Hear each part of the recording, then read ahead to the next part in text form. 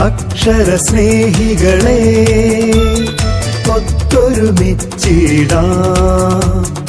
അക്ഷര സ്നേഹികളെ ഒത്തൊരുമിച്ചിടാം.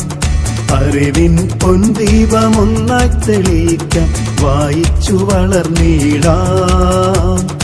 അറിവുകൾ നേടിയിടാം. നീലം പേരൂരിൽ പുതുവായിൽ നാരായണ പണിക്കർ നാമധേയത്തിൽ പിറവിയെടുത്തൊരു അക്ഷര നക്ഷത്രമേ. അക്ഷര സ്നേഹികളെ ഒത്തൊരുമിച്ചിടാം.